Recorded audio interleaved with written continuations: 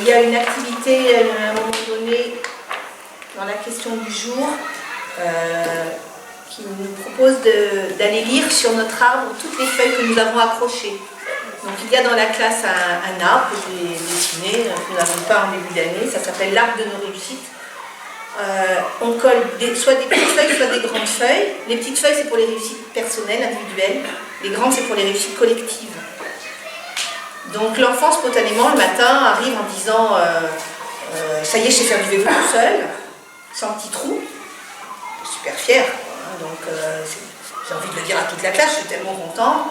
Alors il va l'annoncer à toute la classe et on va l'écrire sur une feuille. Donc, au dos de la feuille, j'écris son prénom.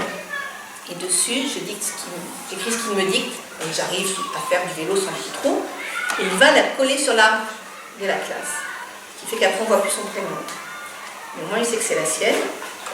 Et le jour dit, on va lire toutes les feuilles qui ont été collées sur l'arbre de nos réussites. Ça permet de se remémoriser ce qui a été réussi, ça donne des idées aux autres, ça les motive, ça les stimule, ça montre à quel point c'est bon de grandir. Et puis, de temps en temps, il y a des défis proposés par l'agenda. Donc soit c'est ça l'objet de la grande feuille de toute la classe, soit c'est eux spontanément, au bout d'un certain nombre de mois passés, qui disent on pourrait essayer puisque la dernière fois on a raté, si on essayait. Alors là dernièrement c'était ne pas renverser notre verre au goûter d'anniversaire. Il y a des gobelets en plastique Ikea, c'est bien, mais quand on est petit c'est vite fait de le renverser. Donc c'était le défi que nous étions lancés. On va faire le goûter d'anniversaire, et ça va être la fête jusqu'au bout, personne ne va renverser le verre. Et 2 secondes avant la fin, il y a une petite flaque, tant pis, c'est raté. On n'a pas pu l'accrocher. Mais bon, il y en a pas mal. Comme ils m'ont dit quand je leur ai annoncé que c'était le printemps, ils m'ont dit il est beau notre arbre de nos réussites, on dirait que c'est le printemps. C'est vrai qu'il est couvert de feuilles, parce qu'il y a beaucoup de réussites. Et puis tous les enfants comme ça ont l'occasion d'avoir une réussite.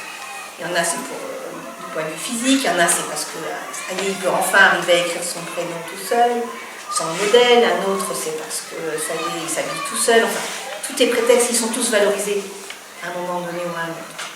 Et les réussites, elles restent sur l'arbre tout au long de l'année? Tout au long de l'année. D'accord. Ouais. Et donc au fur et à mesure de l'année avance, il se couvre de feuilles. Et pourquoi on ne voit pas le prénom alors? Je trouve que c'est exprès, parce qu'ils ont vite fait de dire c'est moi. Déjà quand on va lire les réussites, ils vont très souvent dire que c'est eux à ce moment-là, mais je ne vais pas l'encourager. Je préfère encourager les réussites plutôt que la personne qui a réussi. Par contre, il peut y avoir à la feuille avec marqué 2-3 fois la même chose, bien sûr, parce que ça donne des idées aux autres. Voilà. Bon, c'est un peu... comment on dit en anglais, tricky, c'est-à-dire que je m'arrange toujours pour que tous les enfants aient des feuilles. C'est-à-dire qu'il y en a qui sont plus en réussite et puis parfois j'en mettrai pas de feuilles.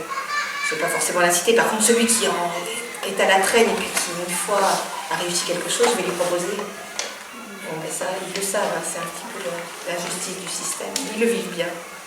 Et ils sont tellement fiers de leur art dans la classe.